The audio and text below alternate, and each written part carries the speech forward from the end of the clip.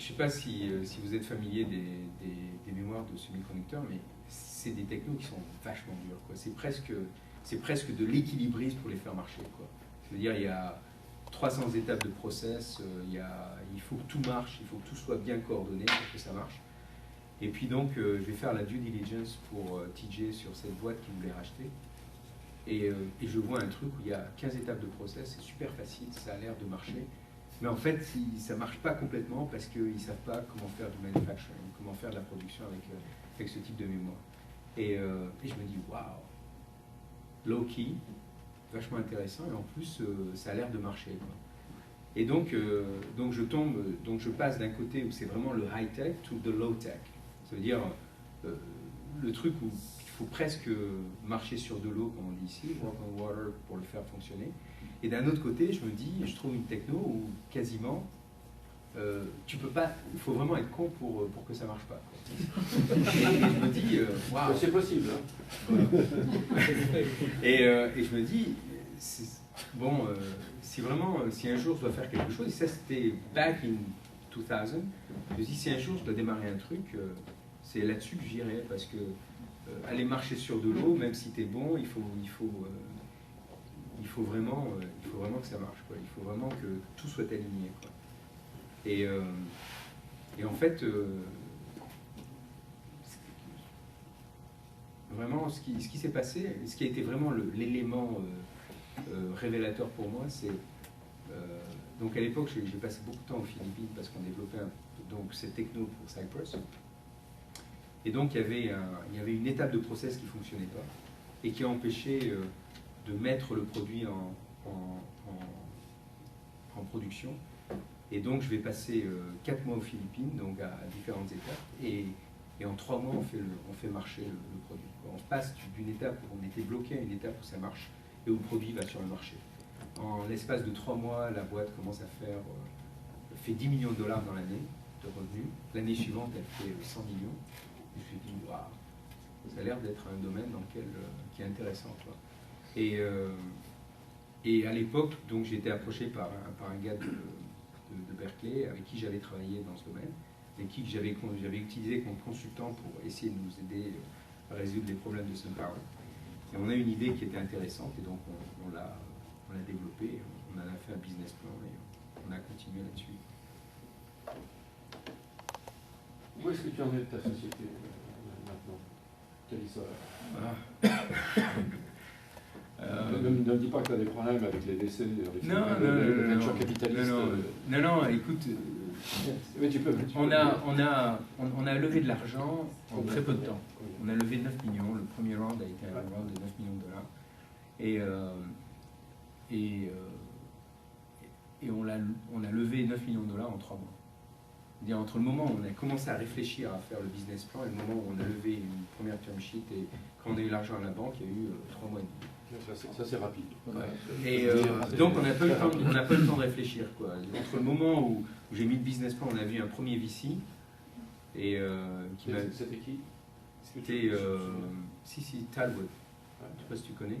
C'est des gens que j'avais rencontrés quand j'étais à Cypress et je voulais juste. En fait, on ne voulait même pas vraiment monter une boîte. On voulait juste. Non, on était là, on se disait. Ils t'ont poussé, quoi. Non, avec ce gars-là, donc il arrive et il me dit, tu penses qu'on peut faire? Et écoute, je lui dis, écoute, on peut peut-être le faire à Cypress. Et je vais en parler à TJ. Non, écoute, peut-être qu'on peut aller voir. J'ai un VC. Est-ce que tu connais un VC? Ouais, je connais les gars de Talwood. On peut aller discuter avec eux. Et il me dit, ouais, écoute, on va discuter avec eux. Et puis si ça marche pas, si on voit pas de traction, on va en parler à TJ, quoi. Et je lui dis ok, et puis bon, je suis allé en me disant, je savais même pas comment un VC fonctionnait, quoi. Et donc on va les voir, et puis je trouve, on a 6 personnes en premier meeting avec que des techos, et ils sont là, et ils commencent à diguer, à dire, bon alors, comment vous allez faire ci, et comment vous allez faire ça? Est-ce qu'on peut se voir demain? Vous avez du temps demain? Non, demain, moi je suis au boulot. Non, mais on peut se voir la semaine prochaine. Ah non, il faut vraiment qu'on soit demain. Tu as du temps en fin d'après-midi, après ton boulot. Et donc là, je me suis rendu compte qu'il y avait de l'attraction parce que les gens c'était un premier meeting et puis ça va pas marcher, donc sois pas déçu, etc. Et puis le meeting, il fallait qu'on soit le lendemain parce qu'il faut qu'on regarde, on va faire des calculs et puis on se voit peut-être dans l'après-midi. Donc, et puis donc ça a démarré comme ça et puis depuis c'est Mais pourquoi est-ce qu'ils sont... Non mais alors, attends. Pourquoi ils t'ont sauté dessus comme ça? Non, à l'époque, je ne sais pas si tu te rappelles, en fin 2005, début 2006, alors fin 2006, il y a eu la capitalisation boursière de SunPower.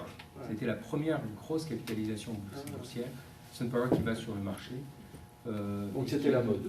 C'était la mode, et puis il y a plein de VC qui n'étaient pas dans le domaine, qui se disaient comment je vais rentrer là-dedans.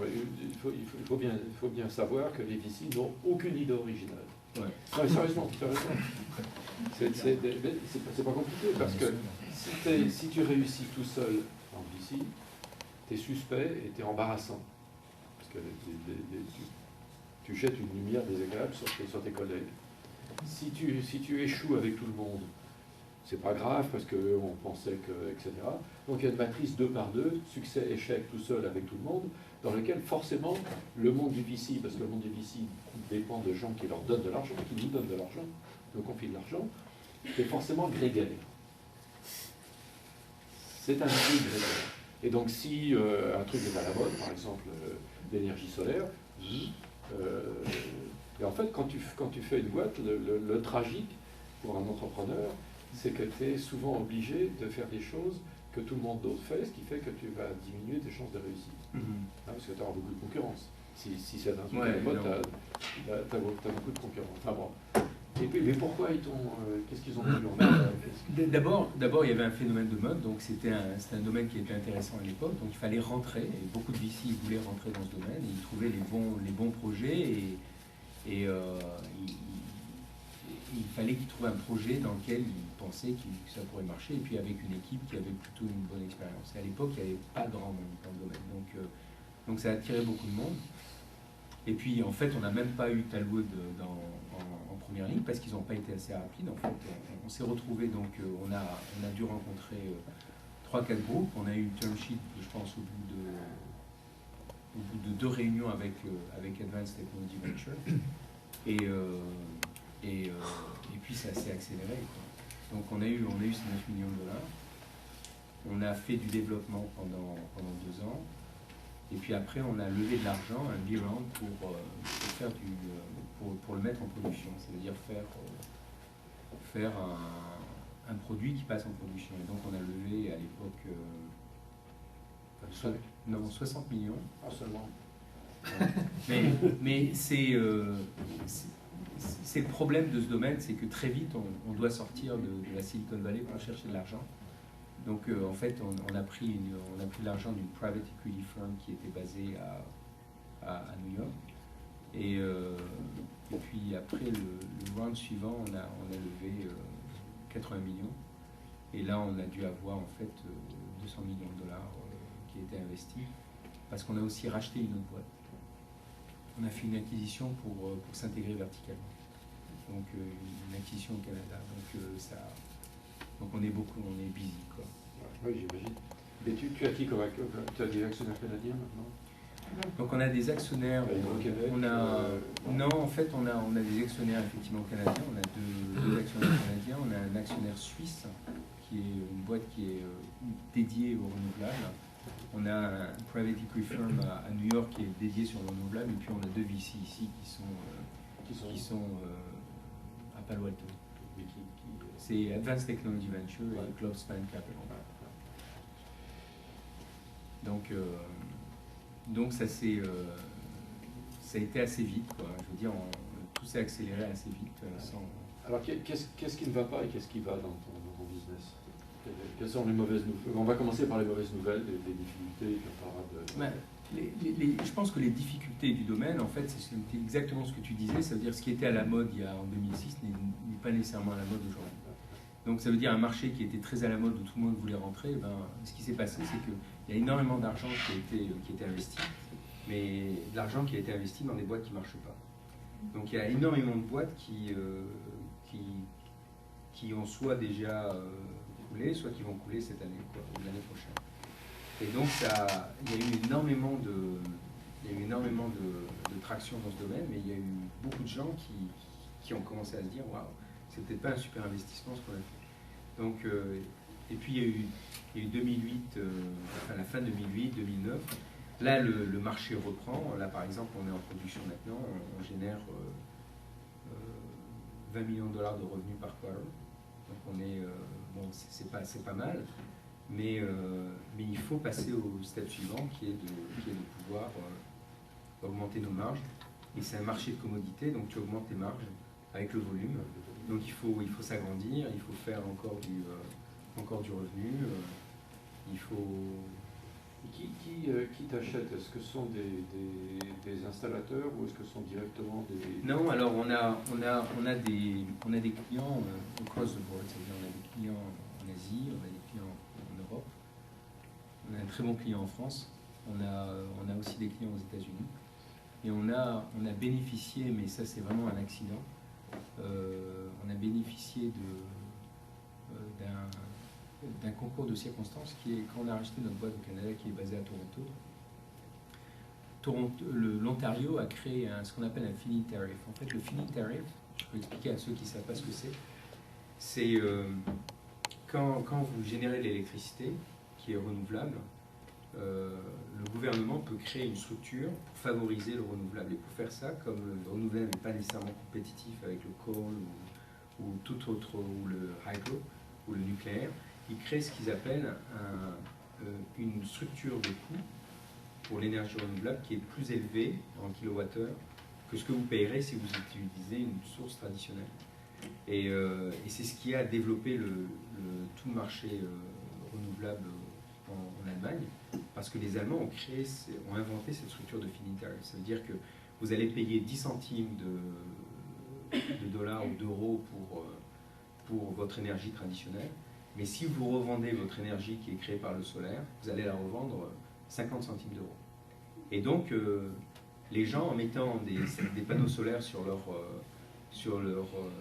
toit, c'est devenu un cost center. Ça veut dire ça leur a permis non seulement de complètement écumer les coûts du solaire et de ne pas payer d'électricité, mais aussi d'avoir un chèque tous les ans, quoi. Un chèque significatif en fonction de l'énergie que vous créez. Et donc ça s'est développé à des fermes solaires où on crée ce qu'on appelle des power plants avec plusieurs dizaines de mégawatts d'électricité qui est générée par an. Et donc cette structure de feed-in tariff qui existe en France aussi, qui existe en Italie, qui existe beaucoup en Europe, qui n'existe pas aux États-Unis mais qui va être mis en place, existe au Canada. Mais les Canadiens ont créé ça, en fait, l'État de l'Ontario a créé ça pour favoriser les emplois au Canada, en particulier dans l'Ontario. Et donc il faut avoir ce qu'ils appellent Ontario Content. Ça veut dire que si jamais vous installez un système solaire chez vous, il faut que quelque part vous ayez quelque chose qui soit fait au Canada là-dedans. Et donc nous on a racheté une boîte qui fait du silicium, qui purifie le silicium, et donc on a 15% de Ontario Content, juste parce qu'on fait le silicium en Ontario. Donc on n'a pas beaucoup de mérite, mais on a utilisé cette avenue pour aussi développer notre business au Canada, parce que ça nous permet ça permet à nos clients d'avoir ce qu'on appelle Ontario Content. Donc on a été un peu chanceux sur ce coup-là, quoi. Parce que en fait, quand on a racheté la boîte en début d'année, le projet de feed-in tariff a été mis en place le mois suivant, quoi, au Canada. Donc c'était vraiment pas quelque chose qui était prévu. Donc il faut avoir un peu de chance. Oui. Mais tu connais la devise américaine qui dit que la chance est le produit de la rencontre, de la préparation et de l'opportunité. C'est-à-dire que si tu n'es pas prêt, la chance... Ouais, non, je suis d'accord. Ouais. Mais c'est vrai que c'est l'opportunité. Et c'est là où je pense que les Américains sont très forts, parce que moi je me rendais compte, je disais à nos investisseurs qu'il fallait qu'on s'intègre verticalement et que c'était important pour la boîte. Mais et puis quand ils veulent faire quelque chose, ils mettent les moyens, quoi. Il faut absolument le faire, ça devient une priorité, ils mettent toutes les actions pour que ça se passe, quoi. Et donc Cette boîte qu'on a rachetée a été évaluée à 1 milliard de dollars au pic. On l'a rachetée pour ce qu'on appelle peanuts, parce qu'on l'a racheté au moment où le marché s'est effondré.